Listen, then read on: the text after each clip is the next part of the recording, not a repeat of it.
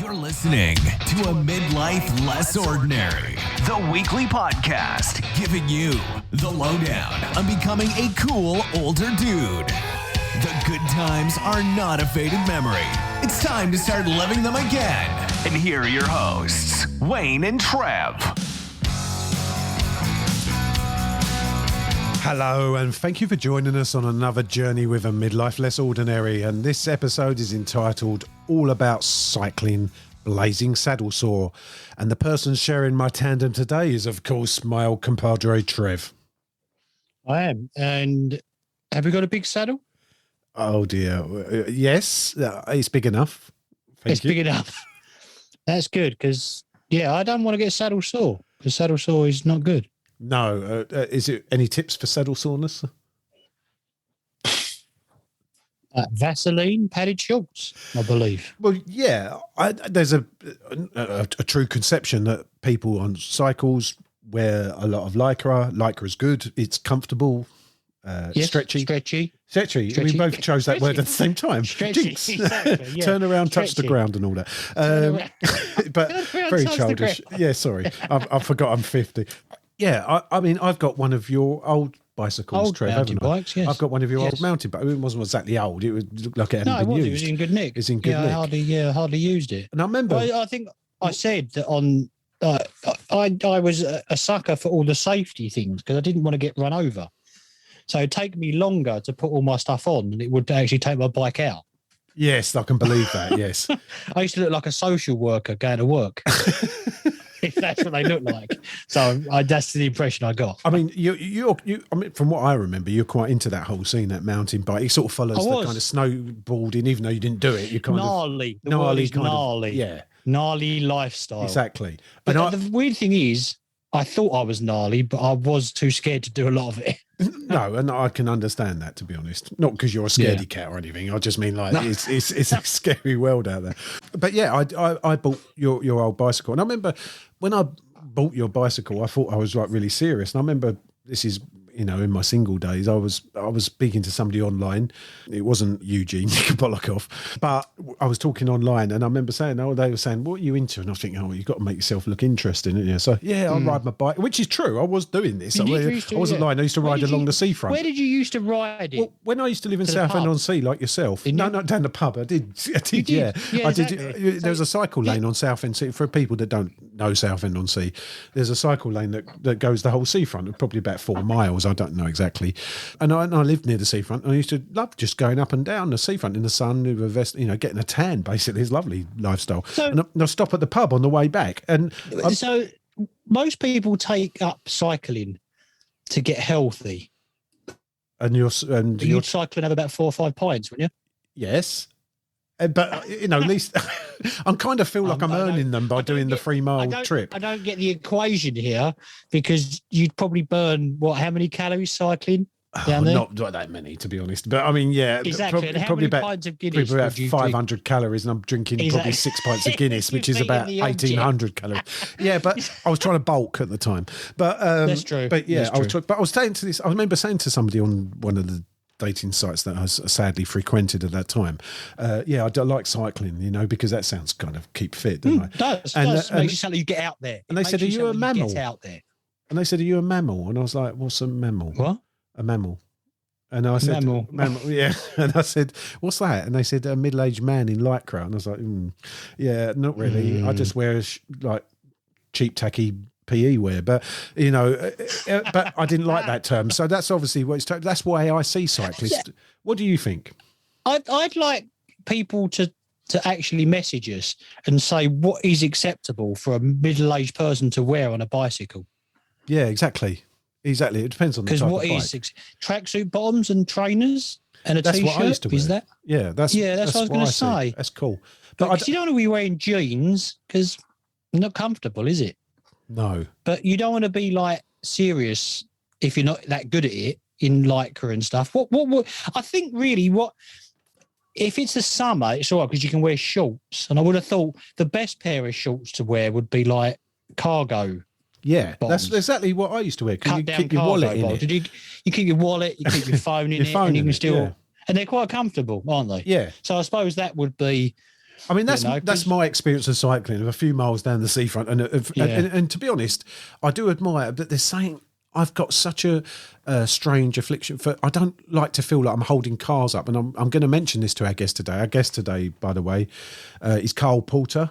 He's a British cycling qualified coach, and he's also specialising in mountain bike coaching. He's also the chairman of the Hadley Mountain Bike Club, and the Hadley Mountain Bike Club is the 2012 Olympic legacy, basically where the Olympics mountain bikes were held. It was, wasn't it? Yeah. So Carl's coming on, and I'll ask him about this. But I must admit, and I'm one of these people, when I'm in my car. And obviously, I have to drive 10 miles around the sticks to get to any kind of life. Well, the M25, like kickstart around the sticks. I can see Peter Purvis now and some sort of scrambler. But no, I live in the sticks, and driving it, I have to drive 10 miles before I can see any life. And if I'm driving out and there's a cyclist, they love these roads that I live near. Can you imagine? And they're there. It does get on my earthers a little bit when they're stuck like that and I can't get past. And I'm sort of sitting there, and I'm going to ask Carl about it. I'm guilty. I don't drive up there. I give them space and everything else like you should. But I can understand as a as a car driver, and that it annoys people. You see both sides of it. I see both sides of it because I'm a motorcyclist as well. So obviously, I see that side of the vulnerability of being on a bike as well. Yeah. See. I don't. When I was cycling a lot, I used to kind of hop off the road onto the pavement. I would die, and it was just deadly. And no one wants to see a grown man cycling on the pavement for a start, do they? Because it's dangerous. Yeah, but I think it's still the best option for most of us. The way our eyes are probably are. Cycle lanes are important, I suppose, isn't it? Yeah, I think that's the way forward, isn't it? I mean, they're doing it in London. I mean, we can all moan about it. They're cutting down the space for the cars and everything else and the pedestrians. But I think, you go to Amsterdam, for example, you would know this, Trev. There's bikes everywhere. I'm not talking about the red light district. I think. Have a look at your map. What kind of map have you got there? We're going back there next week. But I think we'll ask Carl these questions because basically we don't know enough about cycling to pass it on to you, anyone that's interested. Yeah. In it. So, and I am interested in what you could wear, but because if you wear tracksuit bottom, does that make you like a chav on a bike? I don't know. This is what I've got a lot of questions about this because cycling's such a big pastime for a lot of people. It is. I think that there's a lot to learn about it. So I'm going to put all my questions into Carl and see how we get on. So with no further ado, we want answers. Yeah, thanks. We want answers. Carl, come and give us these answers. Over to you, mate. Carl, thank you for joining us today. You are the chairman of the Hadley Mountain Bike Club. Is that right? It is indeed. Good evening. Or hello. Good evening. Yeah, welcome, Carl. Welcome. And you are a coach, a mountain or just a cycling coach, Carl, is that true? I'm a level 2 British cycling qualified cycling coach, but also with a specialism in mountain bike as well. Okay, wow, that's about as qualified as we had, Trevor. To be honest, I got quite involved in this in my early 20s, Carl. I've never known a coach to do it. I think that's great, to be honest. Did you start the idea? Is there quite a few of you guys around that do it around the country and that? There's quite a few around the country. There's a lot of cycling coaches, and you can actually then, once you've done your qualification for cycling coach, you can then pick a specialism. So you could do cyclocross, you could do mountain biking, you could do road cycling, road racing, and sort of going in a particular direction. Yeah, brilliant. I'd love to have done it when I was into it. I really would have done. And the Hadley Mountain Bike Club, Carl, is the legacy from the 2012 UK Olympic or London Olympics, and it was the mountain biking was held in Hadley, which is about 40 miles from London, isn't it? It is, yes. It's about sort of 5 miles from Southend and 40 odd miles from London. And Hadley Mountain Bike Club was kind of born as the legacy from the Olympics to actually get more people into mountain biking and out there cycling, and younger people back into mountain biking as well, after sort of a lot may have seen it from the area and stuff and thought, cool, fancy a go at that. And sort of get them out there and actually enjoying themselves in the fresh air. Carl, did you watch the Olympics at your club? I didn't know. That's a shame. 2000. It's funny. 2012. I was kind of I was cycling myself, but didn't know about Hadley Mountain Bike Club. Oh. And then I found the club in 2014, believe it or not. And then qualified as a coach in 2017, when both my kids decided to actually start coming along and joining in the kids stuff, and they both ended up racing through it and what have you as well. So I kind of ended up doing what sessions called go rides, and just helping out with those, which were mini coaching sessions for kids. Is that? Sorry, Cole. Go on. No, go on. I was just going to say, is being a coach like you are, level 2, is that like a part-time job, or is that like a vocation, if you like, something you just love to do and you do it for the love of it, basically? I do it for the love of it now, to be honest, but there are people out there that do it as a full-time job. Okay. You can go up, the next level up encompasses, whereas level 2 is all about technique and stuff like that. Level 3 encompasses fitness sessions and stuff like that into it as well, which is more focused on sort of athletes, as it were, rather than just people that want to go out and learn how to ride properly and actually deal with the kind of terrain that you'd get in your local woods or trail centres or anywhere like that. Brilliant. That's a bit, because I've got like a part-time job like that. Well, I call it a job. I'm like a kind of part-time beard model. I know why. But you are, to be fair. Yeah, you are. You started Carl off. It's infectious, you know. Not them diseases, Trev. You are a bearded villain, Trev. That's what it is. I am. This is it. See, no one believes me. It's a modelling job for me. You can tell. I'd like to take it further, but so, Carl, is it something you've always been into as a child? Where did it sort of start for you? Cycling. I've always ridden a bike when I was a kid. Even at the age of 8, 9, when my mum would be going shopping, I'd always be, well, can I bring my bike? And I'd ride my bike and disappear right off up the road and then turn around and ride back to my mum and what have you. Because she didn't drive, so we walked everywhere unless it was bus or train or what have you. So then as I got older, I used to live in North London, so quite regularly, summer holidays and stuff like that, me and my best mate would end up disappearing off on bikes into the centre of London, riding round for the day, or wow, that's brave. Further out the other side of Essex. Well, that was the days when drivers didn't actually want to kill every cyclist on the road. Yeah. It's no couriers. Would you do that job, Carl? Like courier up there? God, I would have done back in that day, but I wouldn't now. No, they take their lives in their hands up there, don't they? Yeah, they do. But they also ride like lunatics as well. That's half the trouble, which actually gives other cyclists a bad name. True.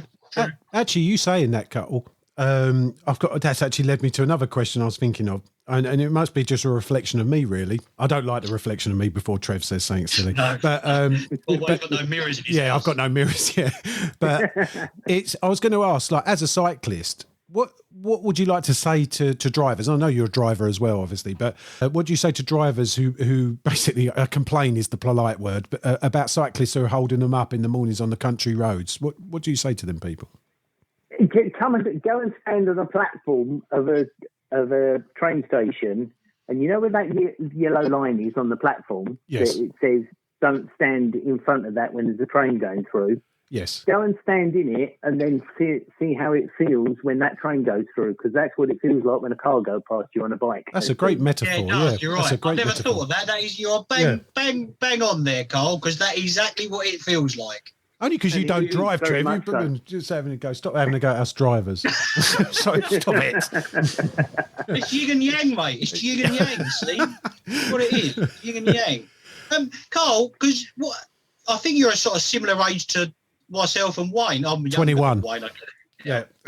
Oh, here we go. It's 3 months. 3 months. He goes on about it. He goes on about it. Is he some sort of young vixen or something? You know. I'm 45 and I'm still young. Oh, you are young. Younger than us. Yeah, you're younger than us. You weren't kind of part of the sort of BMX boom. Were you into that kind of thing? Because a lot of the guys I knocked about with were really into guys like Matt Hoffman and stuff like that. Was that something you were into or not? Yeah, I kind of never really took much notice of the people riding and stuff. But one of my first proper bike that I was like, wow, was a Rally Super Burner. Oh, really? Was blue and yellow or red and yellow? Or was that it was gold. That was the gold one. I remember that. Yeah, gold and black. But I was always a bit disappointed because I wanted a Rally Mag burner, which was the Super Burner, but with the black mag wheels instead of the spoked wheels. That's it. You know what I really wanted then? I really wanted a Diamondback or a Pooch Murray. Well, I had a Pooch Murray. Yeah. You had a Pooch Murray? Yeah. It was the only thing out of you've probably heard, Carl, Trevor's had everything he's ever wanted in life. He just got it when he was a child. And I didn't. My best friend, I didn't, because I got Wayne. Brilliant. Okay, I'm just shutting up. I can't beat that one. Right, I'm moving on. So Carl, how would you encourage people who wish to take up? I mean, there's a lot of people. We've been encouraged now to take up cycling as a nation, not let alone just individuals, because obviously the green aspect, the health aspect, exercise, everything else. How would you encourage people to get on a bike and pedal, basically?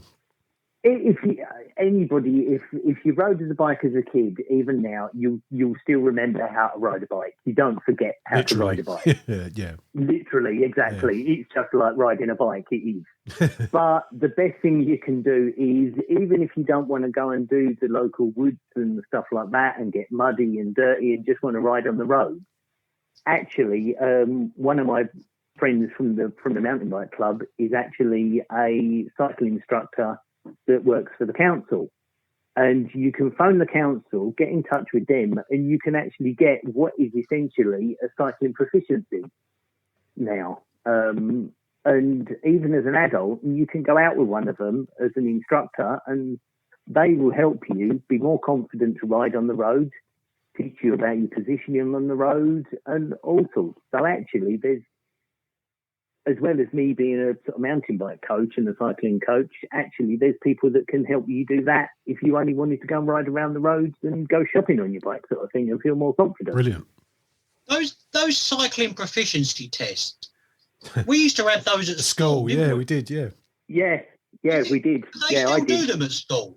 Yeah. Yeah, it's called Bikeability now. Oh, but it's a bit more up to date now. They've kind of thrown it down for the rap generation. That's like, what's his name with bounce back ability? It's bike ability. You remember the football? What's his name? That used to be the manager of Crystal Palace. I've gone off on one, but the manager of Crystal Palace, Ian Dowie. He said bounce back ability. He said, yeah, it's bike ability. Chap, isn't he? Yeah, sorry, I don't. Sorry, I'm going right off the course here, but he's a real looker, though. Yeah, he was. He was. He shouldn't have any mirrors in his house. I know that. Yeah, definitely. Yeah, Ian Dowie's more of a model than me, I would have thought. Trev, it's going to your head, mate. You need to get your head out of vogue. Yeah, stop it. Carl,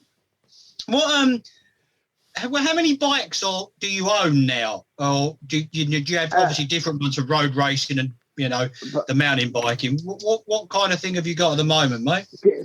My own personal collection. I call it a collection because the wife would probably divorce me if I bought another bike. At the moment. You don't have to say everything on here, mate. You can message us and this is just for men. Yeah. I've got a bike that's a bit of a pub bike that I could just ride to the shops or whatever. That, to be honest, I very rarely ride. I've got a road bike, and I've also got my mountain bike. But then if you can also add on to that, the kids have got a mountain bike each, and the missus has got a mountain bike, but it's actually gathering dust because she doesn't ride it very often. She's too busy making up for all the time you're out cycling, Cole. Doing all that. Exactly, yeah, exactly. Yeah, just so you get some kudos points. Yeah, don't worry. That's why you come here, Cole. Don't worry about it. Cole, sort of dream bike wise, because if there was if I was sitting in the dentist and there was a mountain bike magazine, like, is it MTB used to be the one I used to get? A mountain bike MB UK or that's it. there used to be people like Steve Peat in it, Sean Palmer, the downhill guys. And if I was to tell you the bike I really wanted, and I know they were kind of, I always, because I come from a sort of bit of a skateboardy background as well, I always like the Santa Cruzes. Yeah. The Tamsons, was it, I think? I don't know if that's right. Yeah. Are they still as good now? Are they still? Yeah, they are. Santa Cruz are amazing bikes. I thought they were. You've got the likes of sort of Scott and Trek and stuff like that. I actually wrote down here the bikes I had when I was in my 20s. I had a Trek Y10. I had a Gary Fisher as well. Gary Fisher as well. Wow. Yeah. I had a Gary Fisher, and the last bike I had, which Wayne bought off me, was a Specialized. Right, yeah. And I remember being really into sort of Specialized because the downhill guy, Sean Palmer, used to ride for them. And I remember he rode in some World Mountain Bike Championship, and he was my hero because he wore a Slayer T-shirt when he was cycling in it. And I was like, all the rest of them were all lycraed up, and he had like a Slayer T-shirt on. I was like, that is like amazing. That's kind of the way downhill's gone now. They're all in more baggy stuff and stuff they can move in, whereas cross-country riding is what Hadley's aimed at. He's still about sort of the lycra for racing and stuff like that. Yeah. Not mine at all. No, Trevor's wouldn't. He'd be having the bolt, everything on show. I love wearing lycra. Actually, he does it just any other time. He does it all the time. Even when I go for a run, even though I kind of wear normal kind of running shorts, and I always have some form of lycra on me, not underneath my shorts. You do. He does. Feels. Yeah, is it just some kind of fetish, Trev? Is that what it is? It's a fetish. It's quite a sad. He likes flash dance too much. He just likes that. I watched that the other day. There we go. Yeah, because we did that one in season 1 about the nostalgic films. I couldn't help myself. I went back and revisited. I don't throw like a bottle of water over myself, like Jennifer Beal, isn't it? That's right. Flash dance. Yeah. But lycra's my thing, I must admit. But here we go, folks. That's his admission. Lycra is his thing. So, Carl, like cycle lanes and the future of it's amazing how we can go from talking about Lycra to being serious all of a sudden, isn't it? This is the magic of the podcast. I watch Sunday Brunch. Sorry, going off on Sunday Brunch, but they do something similar with their techno sort of kitchen dance. It just happens in the middle of the show, and then they just get on with what they're doing. I think that's kind of been born from that. But cycle lanes, cycle lanes in London. Obviously, they're building a super highway of cycle lanes, and obviously, it'd be not. To be honest, even as a layman, I'd enjoy having cycle lanes because I must admit I'm very conscious of riding on the road and holding people up. So much so that I'll go into the bushes just to escape it. And that sounds, Trevor will say, I'll go into the reason. No, I knew he was going to say that. Here we go. Go in the bushes. Don't believe a word of that. That is just because he likes to fiddle about in the bush. He likes hiding in the bush. Yeah. Oh dear! What Wayne does both of them, man, in the bushes makes George Michael and public toilets. Oh my God! He's really reached a lower form of depravity in this episode. He really has. I'm sorry, Carl. I really do apologise. No, I literally meant that. I'm just a bit conscious of obviously holding people up. So the cycle superhighways, they would do me a right favour, but they'd have to be on all the country roads. To be fair, do you think there's a real future in them? I think there is in towns and cities, certainly, as long as they're not like our one on the seafront, because that is a nightmare. Yeah, it is. But, in towns and cities, certainly, because, generally I'd happily cycle anywhere, rather than take the car most of the time, unless it's chucking it down with rain and I'm not actually going in there. You're a fair weather rider, Carl. You're fair weather. If it's about getting muddy and going out, and I'm happy with that. But if I've only got to go somewhere, I'd rather go in the car and then turn up soaked, sort of thing. Yeah, that makes sense. Yeah. And talking of getting soaked, you're hopefully going to get soaked in champagne after taking part in this next part of the podcast, Carl, because we've got a little surprise for you. As you know, in season 1, it was Test Trev. And then season 2, we have this segment called Test the Guest. And I'm just wondering if you'd like to go up against Trev in a couple of questions about cycling. Would you be interested? Oh, of course I would. Go Brilliant. for it. Yeah. Brilliant. There will be a yellow jersey awarded at the end of this. Yeah, a very cheap, tight yellow jersey. Yeah. A very cheap tight one. Is that Trev's Lycra one I'm getting? Yeah. It is, you're right. You might need to wash I can it. see him going through his drawers now looking for it, literally. But yeah, so this is what we call the Test the Guest segment. Test the guest. We're going to test the guest. We're going to test the guest. We're going to test the guest. Test the guest. Lovely. So, yeah, just a bit of fun, Carl. I'll go to you first and then I'll go to Trev. Guest always goes first. Guest always goes guest always goes first. And no pressure. There's no pressure. I mean, we don't expect the guests, and they don't always get them right because I just pull these from anywhere, obviously, these questions. And he's not listening. Man of his arse. No, I mean, it does take me, look, it takes me half hour of my time. You know, that's got to be, it's got to be worth something. So, but it's just a bit of fun. So, question 1 to you, Carl. In what year of the Tour de France was Chris Froome forced to run up Mont Ventoux? I wish I wasn't expected to talk French in this. Mont Ventoux. Ventoux, sorry, you know this one then. After a crash. Was it A, 2013, B, 2017, C, 2016, or D, 2015? Oh, I would say 2017, I reckon. It was close. It was close, but not good enough. It was. I mean, that's a hard one because all the years are very close. It was actually. You remember this obviously from what you're saying. I do. Yeah, I remember it. I remember the crash. Actually, that was made news, didn't it? Yes, it did. Yeah, it was huge. But it was 2016. That was actually. Oh, it was close. It wasn't easy, but yeah. And you made Wayne look like a mug because you couldn't pronounce that mountain. Yeah, okay. I've got half a point, Carl. If you want half a point, if I get this one right, you can have half my point for that. Question 2, Trev. Where is Uja Nikobolikov right now? If you're going to give me this sort of stuff, I'm going to make it awkward for you. Where is he? Don't worry. Yeah. He'll be back. Yeah, okay. Right, question 2 to you, Trev. What single rider has won the most stages at the Tour de France? Is it A, Mark Cavendish, B, Eddie Merckx, C, Chris Froome, oh, here we go, or D, Mario Cipollini or Cipollini? Cipollini. What, the old fishmonger Cipollini, eh? It's the best of British. Okay.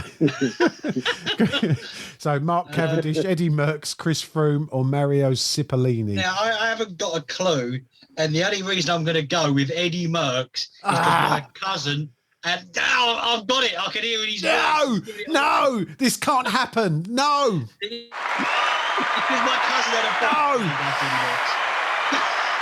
No. Oh, dear. Quickly moving on to number 3. Carl, please. I do that one as well. Oh, no, I'm sorry, Carl. I'm so sorry. I didn't, as you can imagine, I don't want Trev to get any right. It's a nightmare when it happens. Number 3, Carl, what percentage of commutes are made by bicycle in Amsterdam? Is it A, 15%, B, 90%, C, 40%, or D, 20%? That's not easy, is it? It's got to be 90%. I would have said 90, that. really? Like just because? Wow, that would be like. I don't want to do this to you, Cole. No, it makes it sound like I've made, and then now it sounds like I've loaded it, especially as you knew the second. I wish I'd done it the other way around. But it's, I mean, to be honest, again, that's not an easy question because when I go to Amsterdam, all I see is bikes everywhere. Literally, bikes. Yeah, exactly. All you see is bikes. What kind of bike? No, Right? yeah, but I was going to say I'm not in that part of the town, Trev. That's the Not sort of that place part you of go Amsterdam, to. no. That's sorry, Trev. That's your. I don't even know what you're talking about. That's my hangout. He's hiding in bushes in Amsterdam. That's what it is. Yeah, Yeah. exactly. Yeah, we know what those bushes are made of and all. But the answer was C, 40%, which I still think is very high, obviously. Yeah, I would have said 90. Yeah, Would you? I thought that was really low, actually. Yeah. Yeah, exactly. But it is a very. Let's hope that we head that way soon. I just hope. Oh, he's going to get this one. I'm going to change the questions around. I'm going to change the because I know he's going to get. Carl must get it. I'm going to change the questions round. So, Trev, the other one, give Carl it because obviously, if I can get it, Carl will get it. No, that's what I'm saying. That's what I'm changing the question because you're going to get the next one, and I just realised looking at it that I think you'll get that for a specific reason. That's nothing to do with cycling, but I know you'll get it.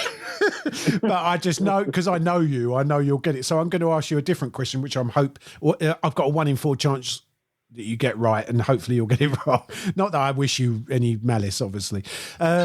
Question 5. Like no, question 5. Marianne Vos is one of the most successful cyclists in history with 2 Olympic gold medals. Which year did she win her first Olympic gold medal? Was it A, 2016 Rio, B, 2008 Beijing, C, 2012 London, or D, 2000 Sydney? A, 2000. Oh, I'm so glad I didn't get that question. He thought it was a bloke. Yeah. Yeah, I wouldn't recognise this woman if a bike corraded into me if I was crossing the street. Let alone what time she's like, Beijing. Oh, no! This has never happened. It's actually been ruined. Test the guest has been ruined by Trev, and I will wear my yellow jersey with pride. His knowledge of cycling that's jammy is just awful. And I tried to fix it, and I still couldn't get it right. Oh dear! I'm so sorry, Carl. This has never happened before. This is a first, but we'll learn from our mistakes here. We'll just have questions moving forward that don't actually have an answer.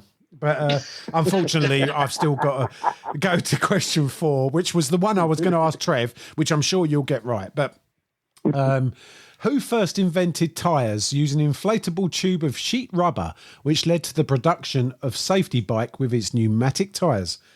Was it John Kemp Starley, B, John Boyd Dunlop, C, Thomas Edison, or D, Kirkpatrick Macmillan? It was Mr. Dunlop. Hey. Well done. Oops, so you got 2 claps for that because I feel so bad. Would you have got that, Trev? Yeah, I would have guessed Dunlop. Yeah, I know you would. That's why I would. But talking about puncture repair kits, right? My old man my dad didn't drive, right? So he cycled to work every morning. And I tell you what, he had the heaviest bike. He had this old, Christ knows what it was. It was this old Warhorse bike. And he had a puncture repair kit on it that he had forever. And it was in like this little tin. Do you remember these, Carl? The little tins? Yeah, I used to have them. Yeah. With the glue. He had that on it. And I tell you what, he would never go anywhere without that puncture repair kit. You know, like you've got Bicycle Repairman in Monty Python. My dad was like puncture repair kit man. But going back to this bike, he used to, I remember because I used to cycle to work then, and I think that was on my trek, and I caught him at the top of one of our roads coming home once, riding home, and I raced him, right, because we saw each other, and I come on, away you go, and like I was only in my early 20s, and he kept up with me. Now, don't get me wrong, I was a bit of a fat lump then, but he kept up with me. And when we got to our house, we both put our bikes down and were laughing and joking about it. And I think he went in to have a piddle or something. So I put the bikes away. And honestly, I found out my dad's bike was like the weight of a tank. And he still kept up with me. So it must have been all that leg power, mustn't it? That's all that leg power from all that cycling. Yes, definitely. Exactly. Yeah, it was. Do you train, Carl? I used to. When I was racing, I mean, I have obviously with the pandemic, we haven't raced for a good year and a bit, but I used to kind of not train, but make sure I was riding at least 2 or 3 times a week if I was sort of during the season of racing. And I was never very fast, and I was always at the back. But actually, it was more about going out and enjoying it and having a bit of fun doing it, sort of thing. Yeah, probably because it's all kind of grassroots racing, you know. probably one of the most important things that we should ask you, really, Carl, to encourage people to get back into cycling, because I'd like to get back into it, even though I've just sold my bike. But I was quite safety conscious when I used to cycle back and forward to work. So you always wore a condom. On my head. Yeah. On my head. Like, I'd blow it up and put it over my head. It was one way of keeping dry. Yeah, it's true. Yeah, exactly. Yeah. I never got anybody pregnant either on the way to work. But the funny thing is, it used to take me as long to put all my gear on than it did to actually get to work. If someone was going to take cycling up again, Carl, what would you say the best sort of, what do you need safety equipment wise? Obviously lights. If you're lights. Obviously, if you're riding on the road and stuff, realistically, you want a pair of lights that. Road riding, you want lights to be seen, whereas mountain biking, you tend to have lights to see, if that makes sense, because you tend to go off into the woods and stuff even at night. So you want, the lights I've got on my bike, I've got one that goes on the helmet and one that goes on the handlebars, and actually they're almost as bright as a car headlight between them. Wow. Really? So I can actually see really well going through the woods and stuff. You can see Wayne in the bushes with that. That's it. I keep fighting Wayne in the bushes, funny Thanks, enough. Carl. Don't encourage him, please. But no, to go out and ride, just to sort of commute and stuff like that, you want a helmet for sure. Anyone that rides without one is a bit of a wally, I think. And even my kids now look at people when they're riding along without one and go, "Oh, look, I like his invisible helmet." That's good. We like that sort of talk. But so helmet better than invisible. The other thing is gloves. Because actually, if you do come off your bike for any reason, generally the first thing that's going down on the floor is your hands. Yes. Yeah. Yes. So with a pair of gloves on, you're not going to rip your hands to shreds at least. No. This is true. I've still got a couple of pairs of gloves I used to have back in the day, because obviously I think I've got a pair of Fox ones and a pair of Troy Lee Designs. They were a big make when I was into it. Yeah. Well, I've got Troy Lee Designs mountain bike knee pads and elbow pads. Really? Yeah, they're really good stuff. I've got one of their bikers jackets as well. They came. Trev's trying to sell all this stuff. he's promoting it to sell it. I don't know. I'm sure that Troy Lee Designs came from a company that sprayed helmets. Is that true? That is right, isn't it? I think so. I'm not sure, but I think you're right. Yes, I think they did. Yes, helmets in kind of NASCAR and stuff. And that's how they kind of, but their stuff was funky as hell. It was really, I went to bike 2002 or something at the NEC, I think. And honestly, it was a really weird experience, because Camelbacks, I think, had just come out. Do you know what, obviously you know what a Camelback is? Yes. Yeah. And we were walking around this big conference centre, and it was like there was drinks that you could buy, but there was loads of people walking about with Camelbacks on, supping out of them. With the straw just down their shoulder. Yeah. Exactly. Yeah.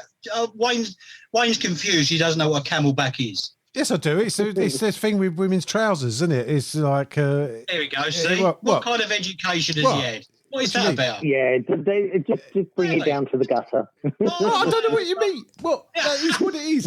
No, they're not called moose juices, are they? Trev's just getting revenge for all the other episodes. Sorry, Cole, for him. I do apologise, Cole. So to summarise, so being a coach yourself, can we're going to put some links up on the website, obviously, we'll do it for your own club if obviously you're looking for new members, which I'm sure you are. Always, yeah. Brilliant. Yeah. And obviously being a coach, is there a kind of UK National Association for cycling or mountain biking, whichever one that people want to take part of? There is. You've got the British Cycling website, which is www.britishcycling.co.uk. and you can go on there and find clubs and rides and races and coaches and all sorts. And then you've got obviously ourselves, Hadley Mountain Bike Club, which you can find on facebook.com/Hadley Mountain Bike Club. That's brilliant. We'll put all the links onto the website, Cole. Thank you very, very much for your input today and for putting up with Trev. I know it's difficult, but you've done everything, Carl. You've taken me back to when I was cool in mountain bike. That was a long time ago, but it is. It's made me think about kind of getting another bike. To be here we go. I'll have a bargain soon. Get a bike, Trev, and I'll give you some coaches. Look at that! Fantastic! Look at that! Thank you very much. That's very kind of you, Carl. Very kind. Brilliant. Thank you so much for joining us today, Carl. It's been a pleasure. No worries. Thank you. Thanks, Carl. Cheers. Bye-bye. So now, Trev, I'm fully expecting you to be doing the old Kraftwerk tune, Tour de France. What from breakdance to electric boogaloo? Yeah. I fully expected you to come back and feel really in the mood for your bike. You know, I mean, everyone's had a bike at some point in their life, haven't they? But sorry, I can tell where he's going with this. Only the places that we hung about and drunk. You're right. Sorry, I mean, but everyone. What I mean is that we all learnt to ride a bike at some point. To what level is different, obviously, but yeah. Again, I can see how people can get really into it, and to be honest, as Carl said, like cycling for fitness and stuff is amazing, isn't it? Yeah. You know, you really do benefit from it. All them exhaust fumes blowing right into your mouth as you ride along. Yes, very true. Very true. But then that's the good thing about cycle lanes. See, again, with the cycle lanes thing, I think it's great. But as a kind of very minimal runner, if I see a cycle lane, I seem to think that it's a running lane as well, which is ridiculous. Is it? Why do I? I do. Every time I'm running and I see a cycle lane, I think that's where I should be. We should have running lanes, really, because that's dangerous. It should have. But how wide would the road be? You'd have a car road, you'd have a car lane, a cycling lane, a running lane. Yeah, it's true. How many lanes do you want? It's true. You've got to cater for everyone, haven't you? But you have got to cater for everyone. Why can't we just, the philosophy of road network, I think we leave for a different podcast. Yeah. But it's there's lots of ways. Yeah, it's true. There should be room for everyone. But I say I don't think I really respect cyclists, and I've got a lot of time for the fitness part of it. I can see, what good it does you, and the kind of you can get somewhere. Most of them I noticed from driving along, actually following them, they're doing about 30 miles an hour. They don't hang about. They don't. They fly, don't they? They really do. If you're really good at it, they are just like. Yeah, that's as fast as the speed limit. Yeah, and they get up so early, don't they, to go out as well? Yeah, exactly. It's like you get and you think, woof, like hold on. Yeah. Like, really? They don't think nothing of doing 60 miles. I mean, I drive 60 miles and I'm knackered. You know what I mean? This is it. Yeah. That's the whole thing, isn't it? It is. So I've got total respect for it. So, there's all the information you need on maybe being a born again one or starting cycling. You can have a coach, like Carl is a coach. All the information's there. I like about that is the confidence that would give you. Because I must admit, if I got back on a bike now, I'd be quite worried about the safety side of it. Yes. Very much so. It's like Harry Green off QVC. Do you remember him? Like, safety first, DIY something. Oh, sorry. No, I don't know where that come from. Sorry, I'm going off Neil Armstrong, Harry Green. Neil Armstrong, Harry Green. Sorry. Yeah, all these household names that you mentioned. Yeah, quality people. That would. So getting a coach to give you that confidence to get back. Wouldn't be a bad idea, would it? Yeah. Yeah, because I say, when I was young and cycled, I was terrible for like jumping on the pavement, jumping off the pavement to avoid traffic lights. Awful. Oh, I know what you mean. A pedestrian's nightmare. Yeah, and car driver's nightmare. I would just be kind of jumping all over the place. I thought I was that kind of. You remember you used to get those kind of gnarly couriers. I thought I was like that. Yeah. Just a lot fatter. I'm glad you're so self-aware, Trev. Thank you for that. Exactly. Cheers. Well, they're already thin because they cycled at the time. No, that's true. Yeah, But, it does very good for your fitness. But it is. Yeah. it will leave all the links to all the associations in the show notes. We hope you enjoyed and inspired you maybe to think about taking up cycling, as always, with all these hobbies that we're showcasing at the moment. You may be, if you're lucky, you may see us on the road on our bikes in a vest. Anytime soon. Yeah. If I can talk Trev into wearing a vest, that is. But it doesn't happen very often. But No. I'll keep trying. Moobs. Yeah, Moobs might be hanging out. Put them on display. It's all good. But we'll put all the links on. Please, and we'll see you on the next. We'll see you on the next one. Thanks, Trev. See you then. See you then. Ta-da, everyone. Thanks for listening. If you enjoyed this episode and you'd like to help support the podcast, please leave a rating and review and visit our website at www.amlopodcast.com to check out all the links and resources in the show notes. Start living them good times. See you next time.